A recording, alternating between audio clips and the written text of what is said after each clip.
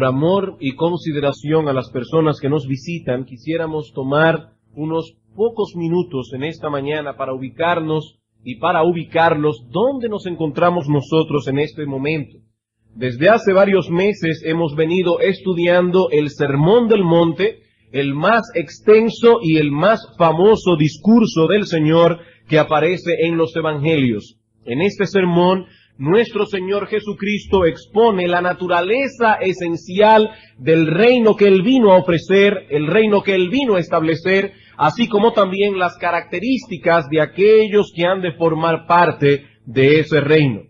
Y a partir del versículo 17 del capítulo 5 de Mateo, el Señor introduce una nueva sección dentro de su bosquejo del sermón. Dado que su auditorio estaba formado mayormente por judíos, era lógico suponer que esta gente debía tener ciertos cuestionamientos con respecto a lo que Cristo enseñaba. La predicación de nuestro Señor Jesucristo era completamente diferente, totalmente distinta a la que estos hombres estaban acostumbrados a escuchar por los escribas y fariseos.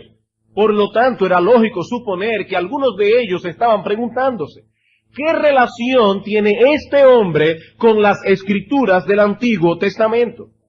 A lo que Cristo responde en el versículo 17, no penséis que he venido para abrogar la ley o los profetas, no he venido para abrogar, sino para cumplir. En otras palabras, mis enseñanzas están en perfecto y total acuerdo con las escrituras del Antiguo Testamento. Pero al mismo tiempo les hace saber que sus enseñanzas estaban en total desacuerdo con la de los escribas y fariseos. Versículo 20, porque os digo que si vuestra justicia no fuere mayor que la de los escribas y fariseos, no entraréis en el reino de los cielos. Y recalco aquí, hermanos, algo que dijimos hace unos domingos atrás. Debemos tomar muy en cuenta esta forma de enseñar de nuestro bendito Señor Jesucristo, porque Él es indudablemente el más grande de los maestros que ha habido en el mundo. Y nuestro Señor no se circunscribía únicamente a enseñar positivamente, sino también en una manera negativa. Esto es lo que yo predico, esto es lo que yo no predico.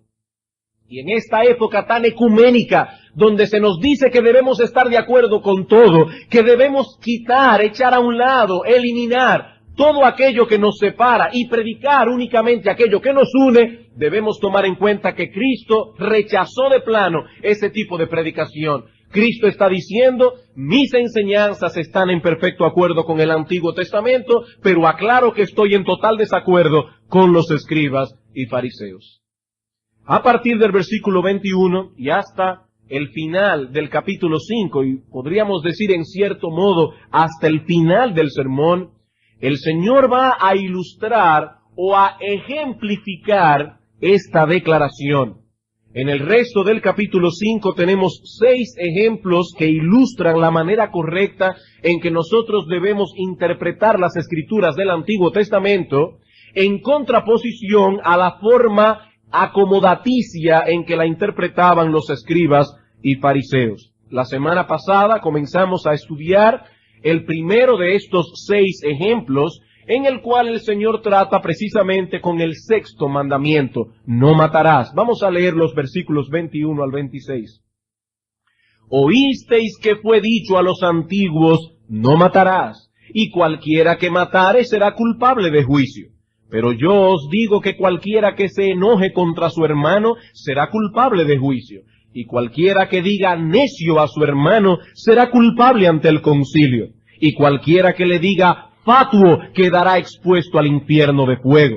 Por tanto, si traes tu ofrenda al altar y allí te acuerdas de que tu hermano tiene algo contra ti, deja allí tu ofrenda delante del altar y anda, reconcíliate primero con tu hermano, y entonces ven y presenta tu ofrenda. Ponte de acuerdo con tu adversario pronto, entre tanto que estás con él en el camino, no sea que el adversario te entregue al juez y el juez al alguacil y seas echado en la cárcel. De cierto te digo que no saldrás de allí hasta que pagues el último cuadrante. Este pasaje posee 2 divisiones que surgen naturalmente del texto. En el versículo 21 nosotros tenemos la interpretación de los maestros de Israel y que los escribas y fariseos seguían al pie de la letra del sexto mandamiento. Los escribas y fariseos, siguiendo la interpretación rabínica tradicional, reducían el alcance del mandamiento al homicidio literal. El sexto mandamiento dice sencillamente, no matarás. Pero entonces los escribas y los fariseos conectaban estas palabras del Decálogo con otra porción de la ley mosaica en que se prescribía que los acusados de homicidio debían ser llevados a juicio y que si eran encontrados culpables se debía aplicar contra ellos la pena capital. No matarás, eso era lo que decía el Decálogo. Y cualquiera que matare será culpable de juicio. Ya eso no era parte del Decálogo, aunque repito, eso sí era parte de la ley de Moisés. En realidad, esta declaración era verdadera, pero no era toda la verdad del asunto. Y visto de ese modo, como lo hacían los escribas y fariseos, el sexto mandamiento no tiene nada que ver con los sentimientos internos del corazón. No tiene nada que ver con las palabras hirientes, denigrantes o con cualquier otro tipo de maltrato. Mientras no pongamos un dedo encima de otra persona para quitarle la vida, podemos estar tranquilos. Luego en los versículos 22 al 26, el Señor corrige esa visión defectuosa de la ley. ¿Cuál es el verdadero alcance del sexto mandamiento? Como vimos el domingo pasado y hace unos domingos atrás, el propósito de la ley no era únicamente el de frenar el pecado, sino también el de promover la justicia. Los mandamientos de Dios tienen un aspecto negativo, pero también un aspecto positivo. Y eso lo vemos claramente ilustrado en este primer ejemplo que el Señor usa aquí. El sexto mandamiento no prohíbe únicamente el homicidio. Hay mucho más contenido en estas dos palabras. Y la semana pasada solo tuvimos tiempo para examinar el versículo 22, en el cual el Señor presenta el aspecto negativo del mandamiento. Hay dos cosas más incluidas en las palabras no matarás. En primer lugar, dijimos la semana pasada que este mandamiento prohíbe albergar en el corazón un enojo pecaminoso contra cualquier persona. Versículo 22. Pero yo os digo que cualquiera que se enoje contra su hermano será culpable de juicio. Recuerden, hermanos, la ira como tal no está prohibida en las Sagradas Escrituras. La Biblia habla de que Dios tiene ira. La Biblia presenta a Cristo airado contra la dureza de corazón de los fariseos. El apóstol Pablo dice en Efesios 4, airaos, pero no pequéis. La ira en sí misma no es pecaminosa. Cuando nos airamos y nos enojamos al ver el producto y el efecto del pecado en el mundo, eso es natural y sería pecaminoso que no nos airáramos contra el pecado. Pero aquí se está prohibiendo claramente albergar sentimientos malignos en el corazón contra otra persona debido a problemas personales. Pero no solo eso. Dijimos también en segundo lugar que este mandamiento incluye una prohibición a expresar ese enojo pecaminoso a través de palabras denigrantes y de palabras hirientes. Dice Cristo, cualquiera que le diga necio. La palabra aramea raca, cualquiera que le diga raca a su hermano, cabeza hueca, estúpido, imbécil, ya es culpable, dice Cristo, de homicidio. Y más aún, cualquiera que le diga fatuo, la palabra hebrea moré, que significa rebelde, apóstata, será culpable ante el concilio. ¿Está prohibido entonces decir o expresar la palabra necio? No, hermanos, Cristo pronunció esa palabra en Mateo 23:19. El apóstol Pablo la pronunció en Gálatas capítulo 3. ¡Oh, Gálatas insensatos! ¿Tan necios sois? Aquí se está prohibiendo el uso de ese tipo de vocablo como una expresión de ira, como una expresión de enojo pecaminoso. Cuando usamos esa palabra para denigrar a la otra persona, para aplastar al adversario. Poniendo todo esto junto, hermanos, lo que el Señor nos enseña aquí es que el sexto mandamiento prohíbe ciertamente el homicidio, pero prohíbe también albergar sentimientos malignos en el corazón hacia cualquier persona y más aún manifestar tales sentimientos de cualquier manera. De cualquier manera. Hermanos, no es necesario usar la palabra necio o la palabra estúpido contra una persona para denigrarla. Basta con decirle con un sentimiento de hastío: es que tú nunca entiendes cuando se te habla. Eso es exactamente lo mismo. Hermanos, ¿cuál es el pecado que está detrás de estas expresiones denigrantes? ¿Por qué eso es pecaminoso? El pecado que se esconde detrás de esas palabras es que son un atentado contra la imagen que Dios ha puesto de sí en el hombre. El hombre no es un animal racional, como lo pretende presentar la biología moderna. El hombre es un ser vivo que se diferencia de los otros seres vivos que habitan este planeta por el hecho de que fuimos creados a la imagen y semejanza de Dios. Los animales no poseen la misma dignidad que posee un ser humano porque Dios no puso su imagen en ellos.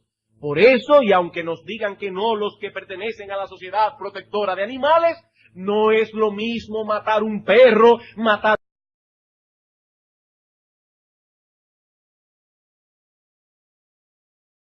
por ahí con un rifle, a matar cuanto animal se nos aparezca por delante. No, hermanos, eso sería cruel. Y la Biblia dice que el justo hasta de la vida de su bestia cuida. Pero insisto en que no es lo mismo matar a un hombre que matar a un perro. Uno fue hecho a la imagen de Dios y el otro no. Vamos por un momento al libro del Génesis, capítulo 9. Génesis, capítulo 9, y vamos a leer el versículo 3 y luego el versículo 6. Noten, hermanos, la comparación que hace aquí Dios hablando a Noé y su familia. Todo lo que se mueve y vive os será para mantenimiento, así como las legumbres y plantas verdes os lo he dado todo. Escuchen bien aquellos que son vegetarianos por razones religiosas. Si usted es vegetariano por razón de salud, se lo respetamos. Pero si usted es vegetariano por una convicción religiosa, escuche lo que dice este texto. Todo lo que se mueve y vive, y yo nunca he visto un rábano caminando por ahí, está hablando de animales. Todo lo que se mueve y vive os será para mantenimiento. Y evidentemente, si Dios está permitiendo a sus hijos comer animales, está permitiendo matarlos. Pero noten ahora el versículo 6.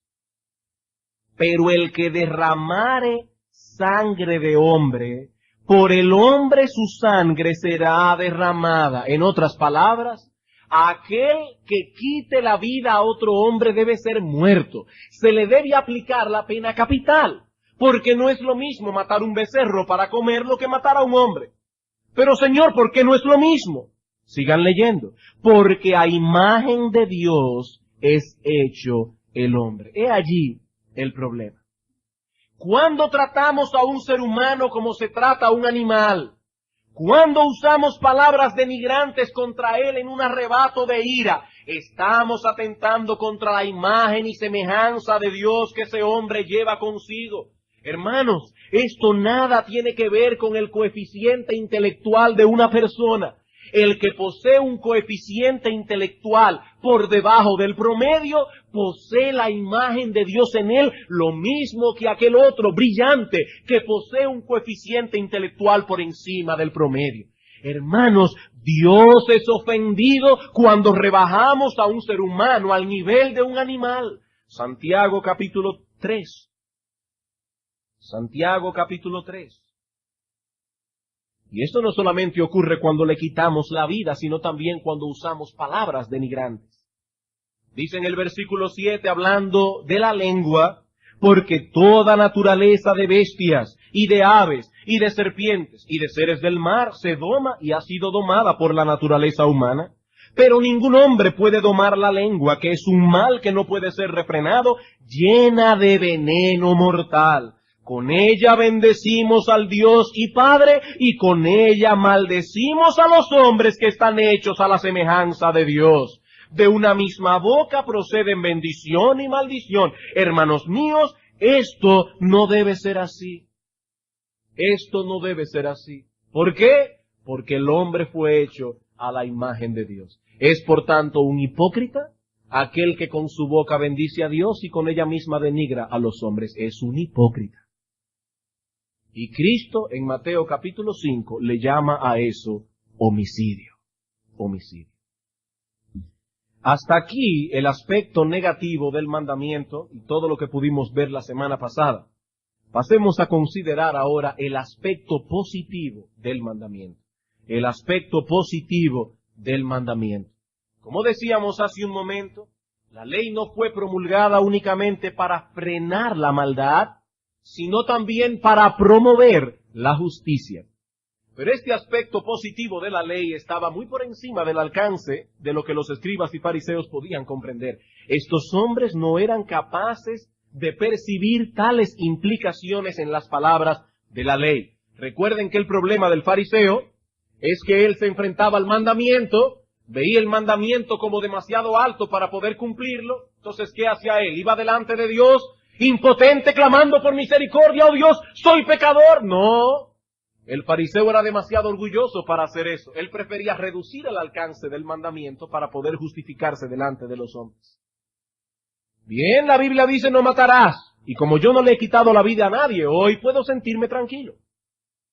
Tal vez en ese mismo día atesoró una fuerte amargura en su corazón, un profundo deseo de venganza, de que a ese individuo lo partiera un rayo, pero eso no lo inquietaba. O tal vez hizo uso de un lenguaje hiriente y denigrante con el propósito de aplastar a su adversario, para dar riendas sueltas a su ira, pero nada de eso tiene importancia, siempre y cuando él no atente contra la vida de otro. Bien, ya Cristo ha mostrado a estos hombres que esa interpretación es inadecuada, deficiente, pero ahora el Señor da un paso más adelante y procede a hacerles ver a estos escribas y fariseos y a toda la multitud que se congregó en el monte aquel día, que el sexto mandamiento llega más lejos aún. Algunas personas pueden tomar el mandamiento hasta aquí, hasta lo que hemos visto, y decir dentro de sí, bueno, yo me siento tranquilo, porque en medio de la dificultad me contuve de usar palabras inapropiadas, me amarré la lengua. Eso está muy bien, siempre y cuando no lo dejes ahí. Eso está muy bien, hermano, siempre y cuando no lo dejes ahí.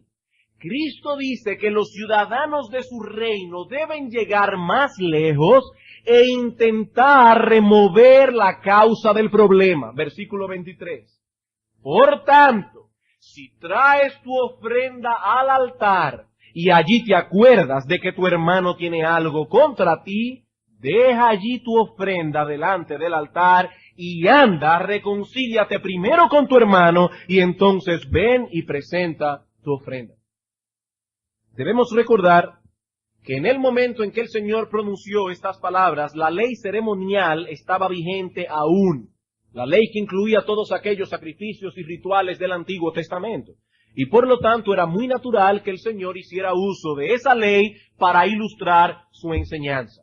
La ley de Moisés establecía una serie de ofrendas y sacrificios que debían ser presentados delante del Señor. Algunas de esas ofrendas eran obligatorias, algunas eran voluntarias. Algunas de esas ofrendas eran propiciatorias, es decir, eran llevadas delante del Señor como muestra de arrepentimiento por nuestros pecados, y algunas eran eucarísticas. Y por favor, no le tengan miedo a esa palabra, aunque la Iglesia Católica lo usa, la palabra Eucaristía significa sencillamente una acción de gracias. Algunas ofrendas eran propiciatorias, algunas ofrendas eran eucarísticas, eran presentadas como una muestra de gratitud del creyente a Dios por todos los favores, por todos los dones, por todas las bendiciones recibidas.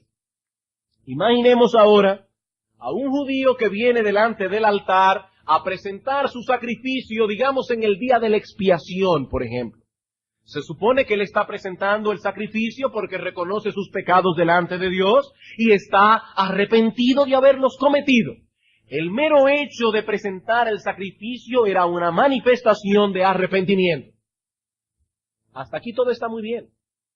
Pero resulta que ese mismo individuo guarda dentro de sí una libreta de cuentas contra todos aquellos que han pecado contra él, contra todos aquellos que le han ofendido. El individuo no pasa una. ¿De qué le vale a este hombre presentar su ofrenda? Es lo que Cristo está diciendo. Si su corazón está lleno de amargura y resentimiento. O supongamos que nuestro amigo judío afirma que él realmente no tiene ningún resentimiento contra el otro. Pero lo cierto es que tiene un problema con aquel que no ha resuelto bíblicamente. Y este hombre no está dispuesto a hacer el mínimo esfuerzo por resolver el problema que tiene con su hermano. Él sabe que su hermano tiene un problema contra él. Lo sabe, ellos han tenido un problema. Pero esta persona no tiene el mínimo deseo, no hace el mínimo esfuerzo por resolver el problema. Su indiferencia hacia el hermano testifica contra él. Su sacrificio por el pecado no será aceptable delante de Dios. Sabemos que ya no hay que presentar sacrificios por los pecados. Eso lo hizo Cristo una vez para siempre en la cruz del Calvario. No tenemos tiempo ahora, pero basta con leer Hebreos capítulo 10, versículo 1 en adelante. La actuación, estamos usando simplemente la ilustración para traer el punto aquí a colación. La actuación de este hombre es completamente hipócrita. ¿Por qué? Porque él está llevando su sacrificio de arrepentimiento con un corazón no arrepentido. Pero pastor, ¿y cómo usted sabe que ese hombre no tiene un corazón no arrepentido? Por la sencilla razón de que él no se está arrepintiendo del desamor con que está tratando al hermano que ha sido ofendido. Él debe arrepentirse de ese pecado de desamor. Pero su falta de deseo de arreglar su problema con el hermano está evidenciando claramente que no lo ama y por lo tanto él tiene pecados de los cuales arrepentirse. Está llegando delante del altar con un corazón hipócrita. O supongamos que nuestro amigo judío no está sacrificando por el pecado, sino que está llevando una ofrenda de acción de gracias. Una ofrenda voluntaria por los dones y regalos que ha recibido de la mano de Dios. Si este hombre lo estuviese haciendo con un corazón sincero, con un corazón correcto, con un verdadero sentido de gratitud, él debiera ser movido a pensar de esta manera. Dios ha sido tan bueno conmigo. Esta ofrenda que estoy trayendo al altar no es más que una pequeña muestra de sus grandes bendiciones para conmigo. Pero si Dios ha sido tan bueno conmigo, ¿cómo puedo yo seguir manteniendo esta actitud de indiferencia hacia mi hermano? Cristo dice allí, si en el altar te acuerdas de que tu hermano tiene algo contra ti, que tienes con él un problema no resuelto, deja tu ofrenda y ve y reconcíliate con tu hermano. Ese es el mismo principio que encontramos en 1 de Juan capítulo 4 versículo 20. El que no ama a su hermano a quien ha visto, ¿cómo puede amar a Dios a quien no ha visto? Hermanos, el Señor está tratando aquí con un problema muy común entre los hombres. Muy común. ¿Saben cuál es? El de intentar acallar la voz de la conciencia, la voz del Espíritu Santo a través de actividades religiosas. Eso es un problema muy común. El doctor Martin Lloyd-Jones lo desglosa de esta manera. Dice, los fariseos eran expertos haciendo esto. Iban al templo con regularidad, eran bien meticulosos en estas materias de detalles y minucias de la ley, pero juzgaban y condenaban constantemente a los demás con desprecio. Evitaban que la conciencia los acusara diciendo, bueno, después de todo, doy culto a Dios, llevo mi ofrenda al altar. Todos conocemos algo de esta tendencia a no enfrentarnos directamente con la acusación que el Espíritu Santo hace que sintamos en el corazón. Esa tendencia a decirnos, bien, a fin de cuentas, hago esto y aquello, hago muchos sacrificios, ayudo en esto, dedico tiempo en esta actividad cristiana. Mientras tanto, no nos enfrentamos con la envidia que sentimos hacia otro cristiano o con algo de nuestra vida personal, privada. Compensamos una cosa con otra pensando que este bien compensa aquel mal. Termina la cita. Es esa mentalidad farisaica la que Cristo está criticando aquí. Él está diciendo, sabes que te has airado contra tu hermano, sabes que le has ofendido, que tienes un problema con él. No intentes ahogar el asunto en medio de un sinfín de actividades religiosas. Ve y reconcíliate con tu hermano, de lo contrario estás violando el espíritu de la ley. ¿Y cuál es el espíritu de la ley? ¿Cuál es el espíritu que está detrás de este mandamiento? El mismo espíritu que está detrás de todos los otros mandamientos. En Mateo capítulo 22, los versículos 37 al 40, el Señor Jesucristo nos dice que toda la ley y los profetas se resumen en dos cosas. Amarás al Señor tu Dios con todo tu corazón y con toda tu alma y con toda tu mente. Amarás al prójimo como a ti mismo. De estos dos mandamientos, dice nuestro Señor, depende toda la ley y los profetas. Y ahora yo me pregunto, ¿estamos amando al prójimo? ¿Estamos amando al hermano cuando sabemos que tenemos un problema con él y simplemente actuamos como si tal persona no existiera? ¿Estamos amándolo? No, hermanos. No, hermanos. Si realmente amamos a esa persona con un amor bíblico y sacrificial, intentaremos remover la causa del conflicto. El amor no es únicamente ausencia de mal, sino más bien la presencia del bien. Valga la redundancia. ¿Pensaría usted que una madre ama a su hijo si esa madre es indiferente hacia ese hijo? Bueno, pastor, pero yo conozco madres que maltratan a sus hijos. Al menos esa mujer no le hace ningún mal. Sí, pero tampoco le está haciendo ningún bien. Y esa indiferencia es en sí misma un mal. Ella no está procurando activamente hacerle daño a su hijo, pero al tratarlo con indiferencia lo está dañando igual que si lo maltratara. Es la misma cosa. Dios no acepta la adoración de aquel que no ama a su hermano, de aquel que no se preocupa ni se inquieta a unas sabiendas de que su hermano está ofendido con él. Es este el principio que está detrás de estas palabras. ¿Y saben una cosa? Si estos escribas y fariseos hubiesen leído el Antiguo Testamento con ojos menos legalistas, si hubiesen dado cuenta de que lo que Cristo está diciendo aquí no era nada nuevo. Yo me imagino cómo se sentían estos escribas y fariseos que se jactaban de conocer la ley de cabo a rabo cuando Cristo les decía, ¿y ustedes no han leído lo que dice la ley? Las enseñanzas del Señor estaban en perfecto acuerdo con la ley y los profetas. Cristo no vino a establecer nuevos estándares éticos y morales como algunos creen. Lo que el Señor está diciendo aquí es lo mismo que Dios enseñó al pueblo de Israel en el Antiguo Pacto. Isaías capítulo 1. Isaías capítulo 1. Versículo 11 en adelante. Por eso Cristo dice, yo no he venido a abrogar la ley o los profetas. Yo he venido más bien a cumplir lo que los profetas dijeron. Versículo 11. ¿Para qué me sirve, dice Jehová, la multitud de vuestros sacrificios? Hastiado estoy de holocaustos de carneros y de cebo de animales gordos. No quiero sangre de bueyes, ni de ovejas, ni de machos cabríos. ¿Quién demanda esto de vuestras manos cuando venís a presentaros delante de mí para hollar mis atrios? No me traigáis más vana ofrenda. El incienso me es abominación. Luna nueva y día de reposo, el convocar asambleas, no lo puedo sufrir.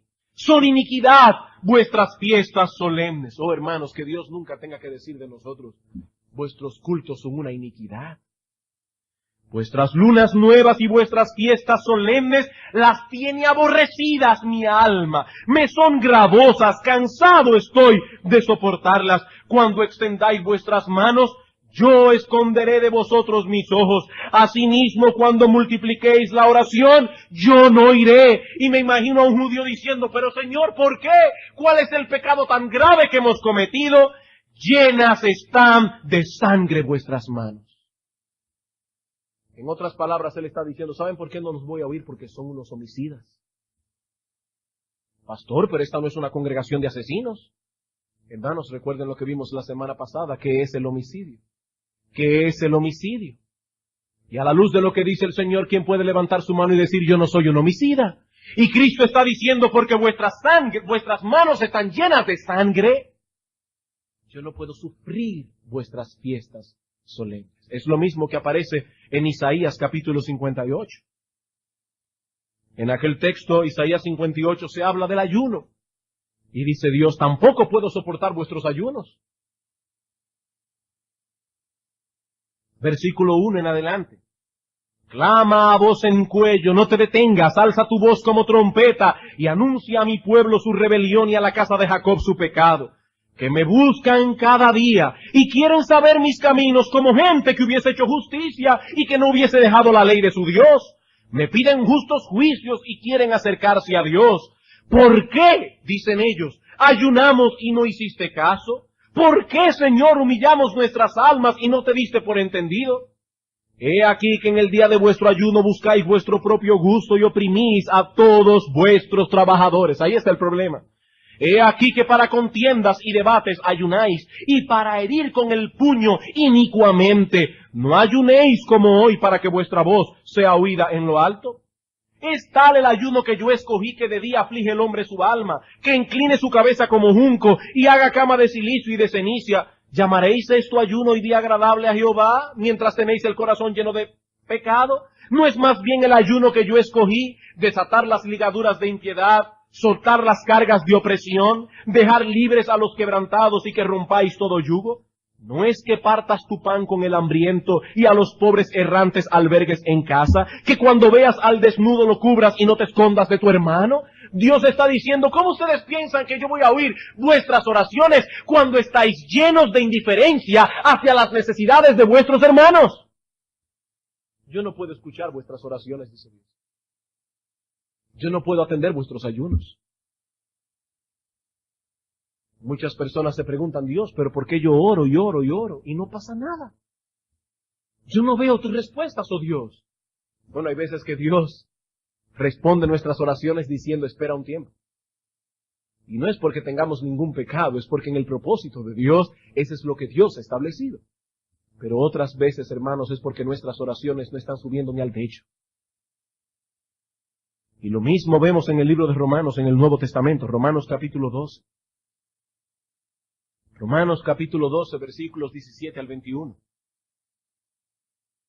No paguéis a nadie mal por mal. Procurad lo bueno delante de todos los hombres. Si es posible, en cuanto dependa de vosotros, estad en paz con todos los hombres. No os venguéis vosotros mismos, amados míos, sino dejad lugar a la ira de Dios.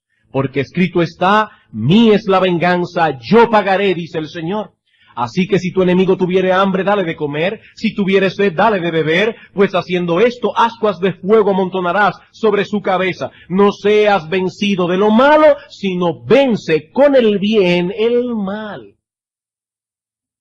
Hermanos, aquí no se nos manda a ser indiferente hacia nuestros enemigos.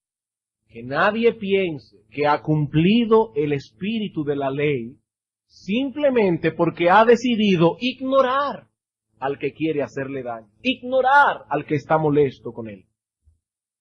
Pablo nos dice aquí primeramente que no debemos pagar mal por mal, que no debemos procurar vengarnos del que nos ha hecho daño. Pero el apóstol llega más lejos aún y dice que también debemos procurar su bien. Debemos procurar su bien. Pero si ya esto es demasiado para ti, él llega todavía más lejos. Y dice que debemos procurar, si está en nuestras posibilidades, remover la causa del problema y reconciliarnos con la persona. Versículo 18. Si es posible, en cuanto dependa de vosotros, estad en paz con todos los hombres. Ah, pastor, Pero ¿y si esa persona se ha mudado a otro país? ¿Se ha mudado a otra ciudad? ¿Qué puedo yo hacer? Consigue su dirección y envíale una carta y pídele perdón por lo que le has hecho. Pero pastor, si no tengo la menor idea de dónde puede estar esa persona, ni de quién puede darme su dirección, ¿qué hago? Entonces debes entender que por alguna razón providencial, Dios ha impedido por el momento que puedas hacer eso. No obstante, debes trabajar con tu propio corazón para eliminar cualquier raíz de amargura que haya en ti, a la vez que debes mantener la disposición interna de tratar el asunto con la persona si en un futuro Dios en su providencia te permite contactarte. Si esa es tu disposición, hermano, toma tu Santa Cena tranquilo, porque esa persona ahora mismo está lejos de ti. Estás imposibilitado de contactar. De todos modos, hermanos, amados de la iglesia, yo no quisiera que ustedes perdieran de vista el espíritu del mandamiento en medio de todos estos detalles particulares. A veces nos perdemos mirando los árboles y perdemos de vista el bosque. El punto que Cristo está recalcando aquí es que no debemos acercarnos a Dios con un corazón lleno de resentimiento contra otra persona o con una actitud indiferente que no toma en cuenta el hecho de que este individuo está ofendido con nosotros. Eso debe inquietarnos. Y no solo inquietarnos, sino también movernos en la medida de nuestras posibilidades a resolver el problema con la persona, a procurar una reconciliación. Si no tenemos interés en hacer esto, podríamos estar manifestando que la gracia de Dios no ha operado en nosotros. En otras palabras, que somos inconversos. Vamos a Mateo 5 otra vez. Mateo 5 ahora, versículo 25 al 26, el resto del pasaje. ¿Qué dice el Señor? Ponte de acuerdo con tu adversario pronto, entre tanto que estás con él en el camino, cuando todavía estamos en nuestro peregrinaje hacia la Canaán celestial. No sea que el adversario te entregue al juez y el juez al alguacil y seas echado en la cárcel. De cierto te digo que no saldrás de allí hasta que pagues el último cuadrante. El Señor está usando aquí una parábola con el propósito de recalcar la importancia de este asunto y la premura que debemos tener de resolver nuestros problemas personales. Lo que Cristo está diciendo es esto. No pienses en función de tu hermano únicamente, no. Piensa también en tu relación con Dios, en tu situación frente a Dios. Él es el juez que ha de juzgarnos algún día y sus leyes son absolutas. Absolutas. Todo esto que Cristo dice en el texto, hermanos, no es más que una figura. No es la cárcel literal a la que debemos temer, sino a la ira de Dios contra el pecado. La Iglesia Católica Romana usa ese texto para probar la existencia del purgatorio. El único texto que yo creo que podrían encontrar en toda la Biblia. Ellos dicen, ahí se está hablando de una cárcel en la cual la persona va a salir cuando pague su último cuadrante. No, hermanos, no. Ese texto no está hablando de ningún purgatorio. La palabra purgatorio no aparece en todas las Escrituras. No es de eso que el texto está hablando. Hermanos, nuestros pecados son primariamente contra Dios, como veremos en la conclusión. Y por lo tanto, como Dios es un ser infinito, la culpa de nuestro pecado es infinita también. Cuando Cristo dice allí no saldrás hasta que pagues hasta el último cuadrante, estás diciendo no saldrás nunca. No saldrás nunca. Eso es lo mismo que enseña Cristo en la parábola de los dos deudores en Mateo 18. En Mateo 18 Cristo habla de dos personas, una que le debía a un rey millones de dólares, por ponerlo en un lenguaje contemporáneo, y el rey le perdonó toda la deuda porque el individuo fue y le dijo, yo no puedo pagarte, perdóname. El rey tuvo misericordia de él, lo perdonó. El individuo sale de la casa del rey y se encuentra con alguien que le debe 17 pesos. Y comienza y lo agarra por el cuello y le dice, págame lo que me debes. Y el hombre le dice, yo no tengo los 17 pesos para pagarte, perdóname la deuda. Pero este perverso le dice que no y lo mete en la cárcel. Dice la Escritura que algunos siervos fueron al rey y le dijeron, ¿tú supiste lo que hizo el siervo aquel al que tú le perdonaste toda tu deuda? Que él no quiso perdonar una pequeñita deuda que un hermano tenía contra él. Y dice ahora en el versículo 33 del capítulo 18, o versículo 32, entonces llamándole su señor le dijo, siervo malvado, toda aquella deuda te perdoné porque me rogaste. ¿No debías tú también tener misericordia de tu consiervo como yo tuve misericordia de ti? Entonces su señor enojado le entregó a los verdugos hasta que pagase todo lo que le debía. ¿Ven la misma fraseología? Así también mi Padre Celestial hará con vosotros si no perdonáis de todo corazón cada uno a su hermano su ofensa. ¿Ven la similitud, hermanos, entre ambos textos? Alguien puede preguntar, pero pastor, la salvación es por gracia. Eso no depende de mis obras, no depende de que yo perdone al otro, eso depende de la gracia de Dios. A lo que decimos, si eso es verdad, totalmente cierto. Dice en Efesios capítulo 2, por gracia sois salvos por medio de la fe. Esto no de vosotros, es un regalo de Dios. No por obras, dice el apóstol Pablo, para que nadie se gloríe. Pero la idea que está detrás de estos pasajes es que donde la gracia de Dios ha obrado, también debe manifestarse, mostrarse a través de una preocupación sincera por mantener una buena relación con mis semejantes, siempre y cuando esto sea posible. Siempre y cuando esto sea posible. Como bien señala el comentarista del siglo pasado, John Brown, la única base de esperanza de que nuestras personas o nuestros servicios serán aceptados por Dios, es la libre gracia de Dios. Pero es una prueba clara de que esa gracia no ha sido creída por mí, y por lo tanto de que no poseo ninguna base para mi esperanza, si esta supuesta gracia no influencia mi comportamiento hacia los demás. El hombre que voluntariamente injuria a su hermano y persiste en esa injuria voluntaria, está dando muestras inequívocas de que el amor de Dios no ha sido derramado en su corazón y por lo tanto ese hombre no puede ser un adorador aceptable hasta que él mismo no haya obtenido misericordia por medio de la fe en la verdad. Hermanos, como ustedes pueden ver, este asunto es de suprema importancia ante los ojos de Dios.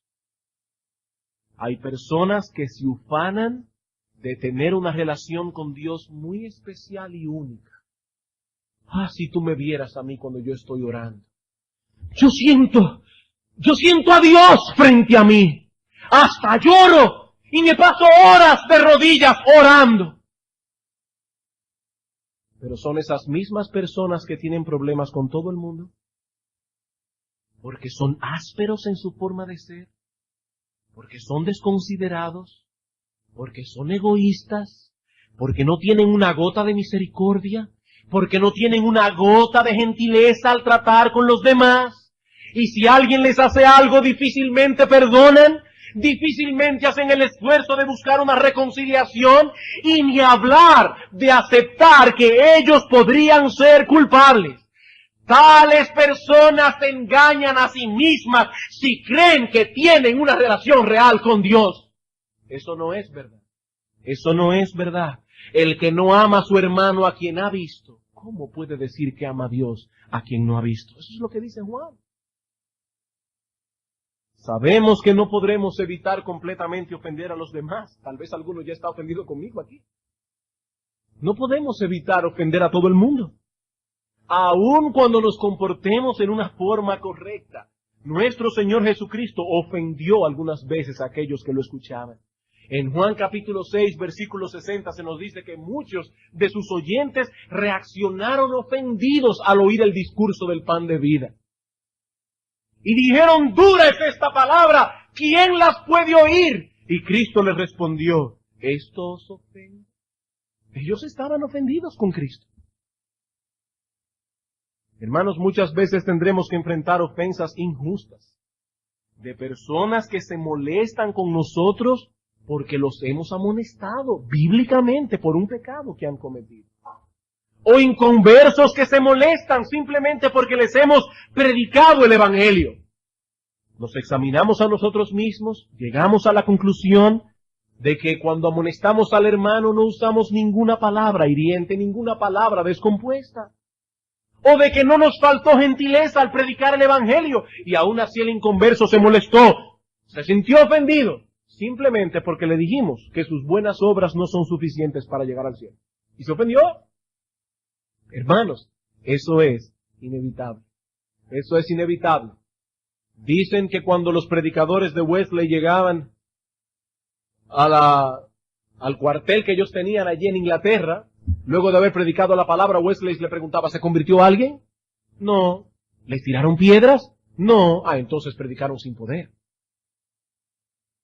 Este hombre tenía el concepto de que el Evangelio o salva o molesta. No, hermanos, muchas veces vamos a molestar simplemente por predicar el Evangelio y eso es inevitable.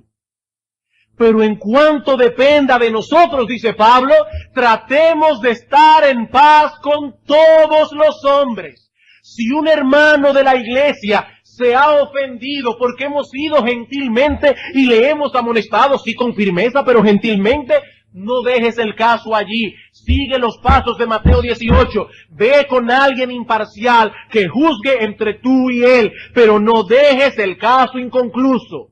Ese es el espíritu que está detrás del sexto mandamiento. No se trata simplemente de no hacerle daño al otro. Lo que Dios desea es que amemos al otro.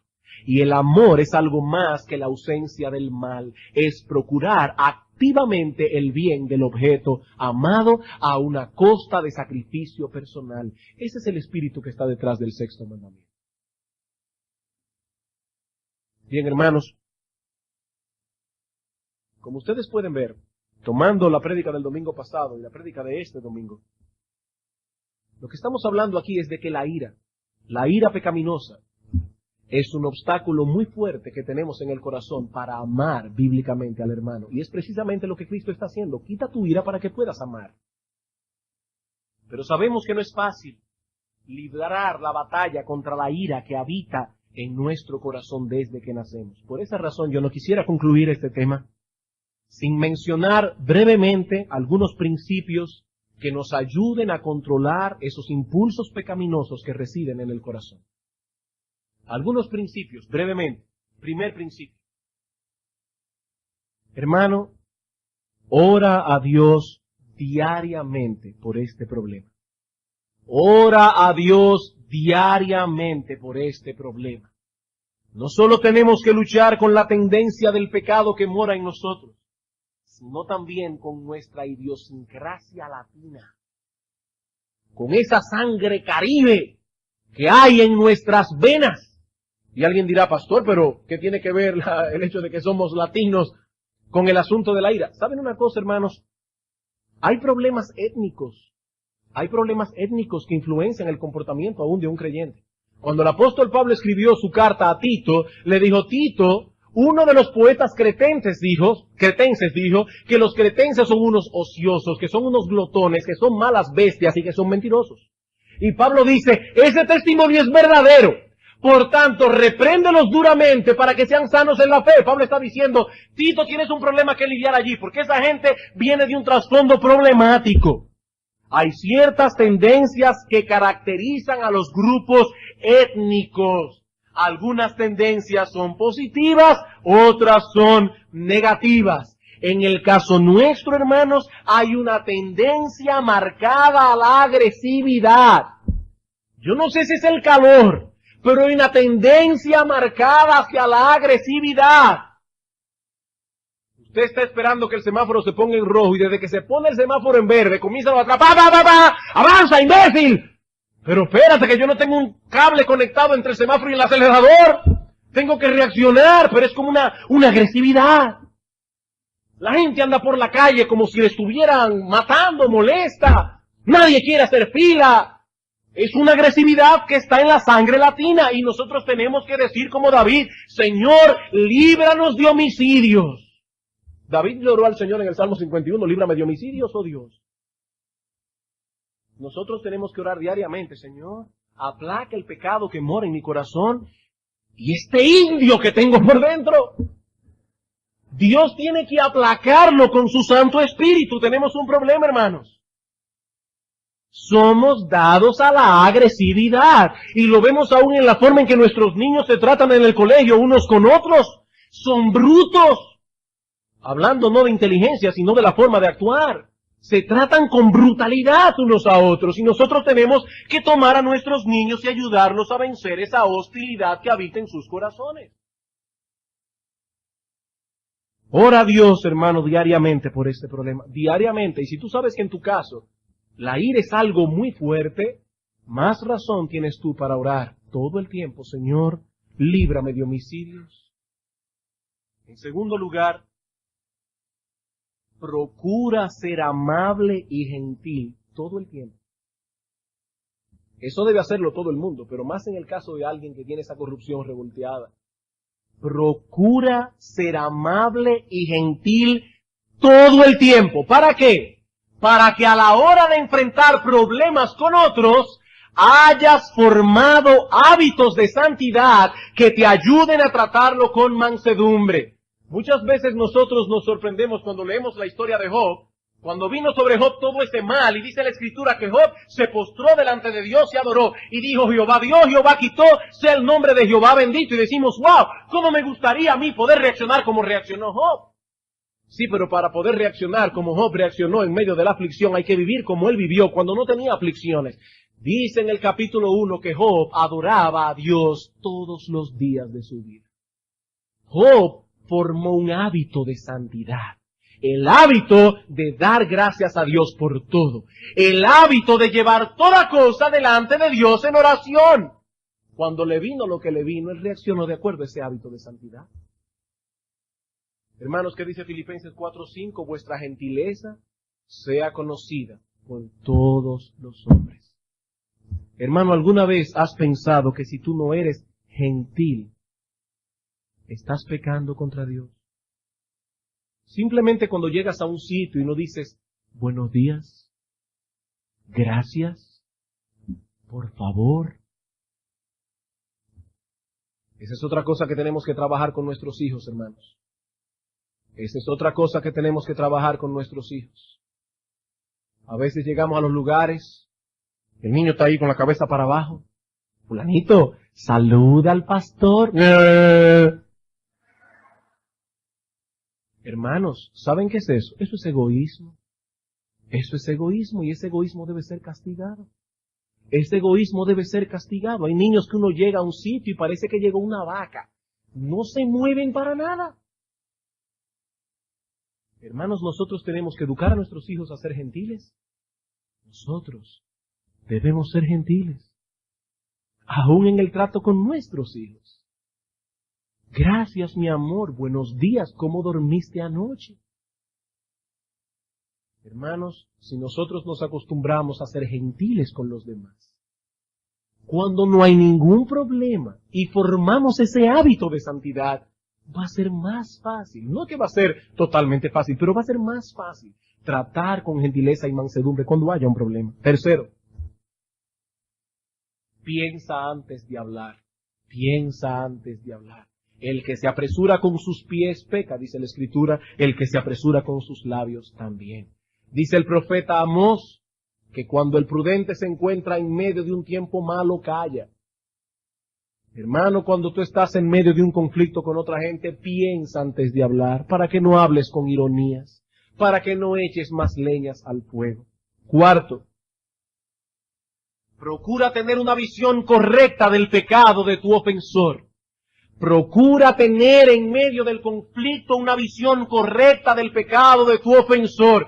¿Qué significa eso, pastor? Que consideres en ese momento que el pecado primario de ese individuo no es que te ha ofendido a ti, es que ha ofendido a Dios. Es como David cuando llega en el Salmo 51 diciendo, Señor, contra ti he pecado, he hecho lo malo delante de tus ojos. ¿Saben por qué nos airamos? ¿Por qué albergamos en el corazón sentimientos malignos contra otros? Porque en el fondo creemos que somos la gran pieza. Me ha ofendido a mí. ¿Y quién eres tú, un miserable gusano, que si Dios no hubiese rescatado a tiempo, hubieses caído en las más profundas profundidades del infierno? ¿Quién eres tú, hermano? Ese no es el problema. El problema es que esta persona ha ofendido a Dios. Y cuando nosotros vemos el pecado de los demás bajo esa perspectiva, en vez de airarnos contra él, nos airamos contra el pecado y tratamos de reconciliar al hermano con el Dios al que él ha ofendido. Contra ti solo he pecado, dice David. Y finalmente, resuelve el problema lo más pronto posible. Resuelve el problema lo más pronto posible. Algunas personas dicen, el tiempo lo cubre todo. Hermanos, eso no es bíblico. Cristo dice, ponte de acuerdo con tu adversario pronto. Y en Efesios 4:26 dice el apóstol Pablo, airaos, pero no pequéis, no dejes que siquiera se ponga el sol sobre tu enojo. Resuelve tu problema rápido. Porque hay muchos matrimonios que se llevan tan mal a lo largo de tantos años. ¿Saben por qué? Porque se han estado generando problemas entre ellos que nunca han sido resueltos correctamente. Nunca han sido resueltos correctamente. Y cada problema de esos crea una amargura en el corazón, una incisión en el corazón, una cicatriz. Andando el tiempo, usted olvida cuál fue el problema que causó el conflicto. Pero no olvida la amargura que hay en su corazón contra esta persona. Tal vez usted no puede al cabo de los años reconstruir la escena que sucedió hace 15 años atrás. Después 20 años atrás, después 10 años atrás. Usted no tiene una libreta de cuentas, tal vez no tiene ni siquiera buena memoria. Pero la cicatriz está allí. La cicatriz está allí. Y un mal día, el esposo llega de la calle y le hace una cosita así a la mujer. Y ella explota como un montante. Y alguien dice, pero ¿cómo es posible que esta mujer haya reaccionado así por esa cosita? Es que no fue esa cosita, es lo que ese hombre le ha estado haciendo por años y años, que nunca ha sido resuelto bíblicamente. Hermanos, el tiempo no cura las heridas, eso no es bíblico. Ponte de acuerdo con tu adversario pronto. Pronto. Las deudas añejas les pasa como al vino, que se ponen más fuertes cada vez. Bien, hermanos, esperamos que estos principios nos ayuden a tratar con la ira pecaminosa que habita en nuestro corazón, para que podamos mantener una conciencia tranquila delante de Dios, delante de los hombres, y preservar la unidad de su iglesia hasta que nuestro bendito Señor y Salvador regrese. Vamos a orar. Soberano Rey y Señor y Dios Todopoderoso, al escuchar estas cosas, nos vemos compelidos a decirte, Señor, perdona nuestros pecados, perdona nuestras maldades. Perdónanos, oh Padre, porque no siempre hemos sido diligentes en resolver el problema con los hermanos. Perdónanos, oh Señor, porque no siempre hemos sido todo lo humildes para aceptar una amonestación. Perdónanos, oh Señor, por ese espíritu defensivo, ese maldito espíritu defensivo que tenemos dentro, y que no nos permite ver nuestras faltas con objetividad. Oh bendito Rey, concédenos por medio de tu Santo Espíritu que podamos desarrollar en nuestro corazón el carácter de Cristo. A ser mansos, humildes, compasivos, misericordiosos, gentiles en nuestro trato los unos con los otros.